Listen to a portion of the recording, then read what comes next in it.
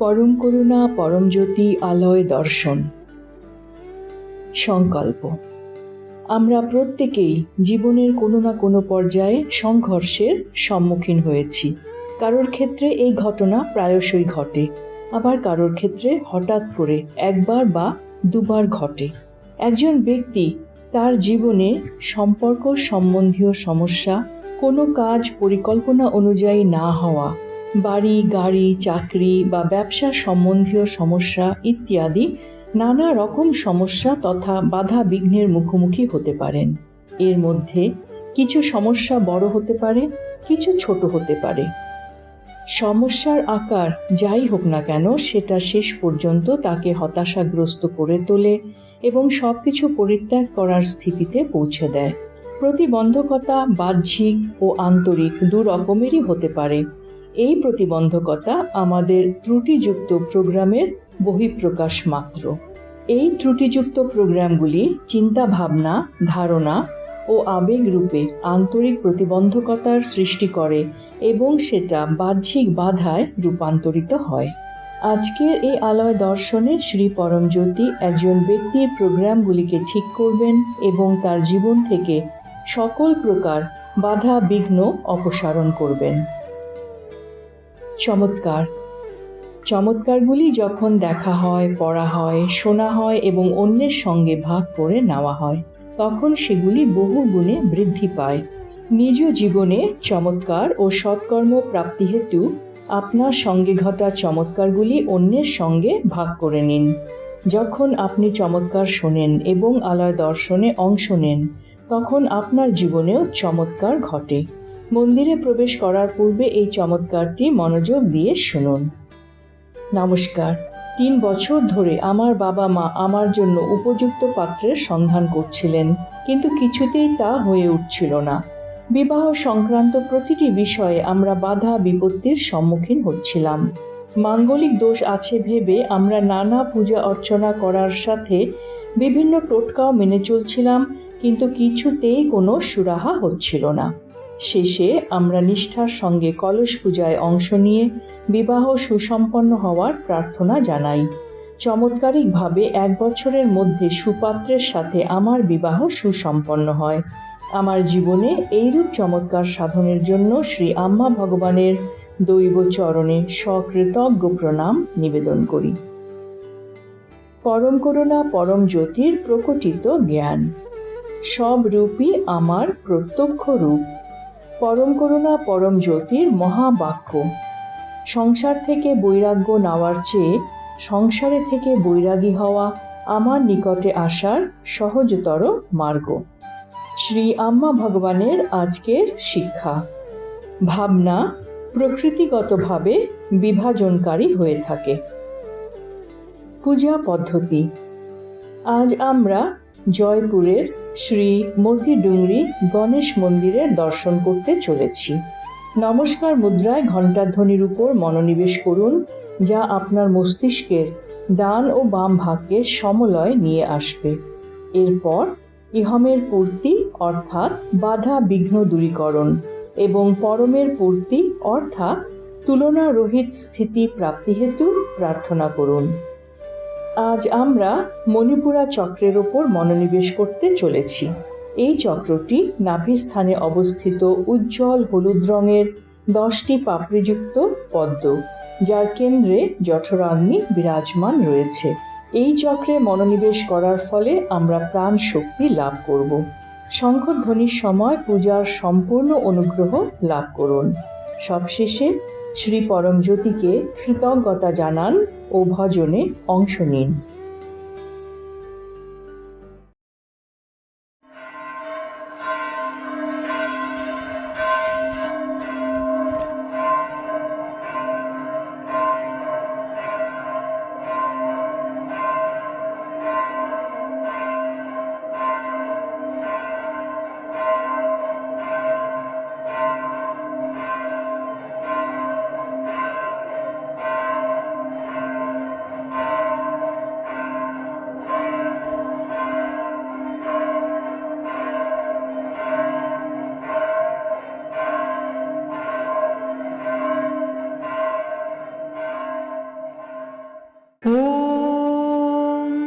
सच्चिदानन्द परब्रह्मा पुरुषोत्तम परमात्मा श्री परञ्ज्योति भगवते समेत श्री परञ्ज्योति भगवते नमः। ॐ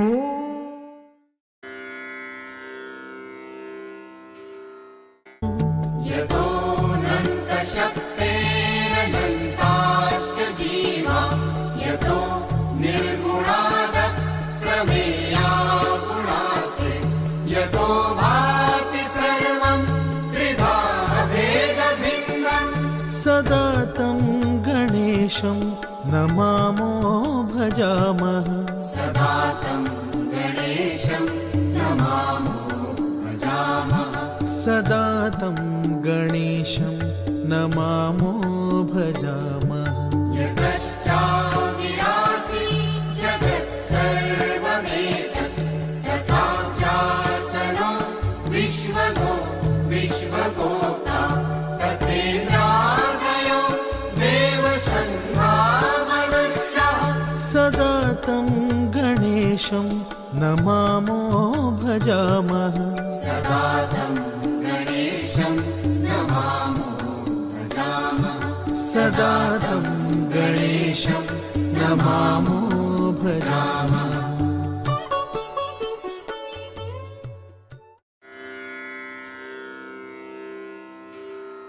प्रणम्य शिरसा देवं गौरीपुत्रं विनायकं भक्तावासं स्मरे नित्यं आयुः कामार्थसिद्धये। प्रथमं वक्रतुण्डं च एकदन्तं द्वितीयकं तृतीयं कृष्णपिङ्गाक्षं गजवक्त्रं चतुर्थकम्।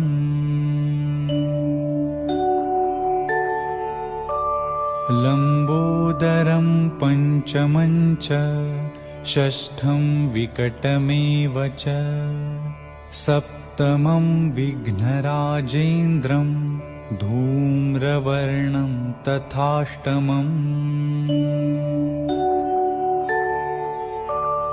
नवमं भालचन्द्रं च दशमं तु विनायकम् एकादशं गणपतिं द्वादशं तु गजाननम्। द्वादशैतानि नामानि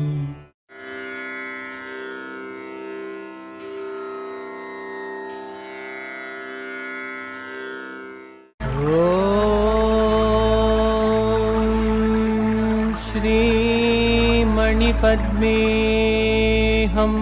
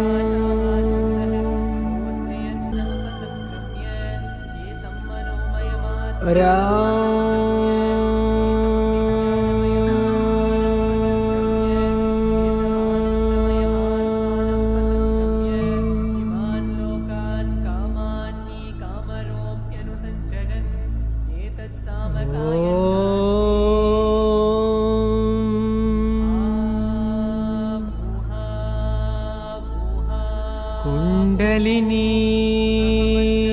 आरोहणम्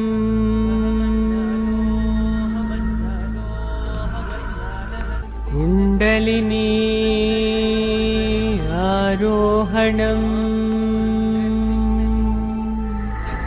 कुण्डलिनी आरोहणम्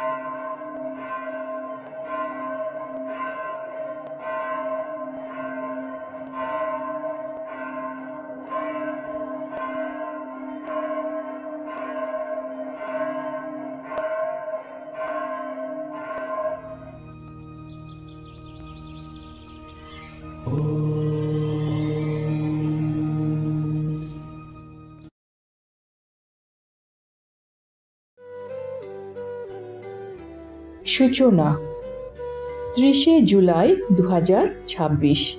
ইহমের পূর্তি অর্থাৎ ব্যক্তিগত ঈশ্বরের সাথে মৈত্রী লাভ এবং পরমের পূর্তি অর্থাৎ আঘাতহীন স্থিতি প্রাপ্তি হেতু আলয় দর্শনে অংশগ্রহণ করুন। সকলকে ধন্যবাদ।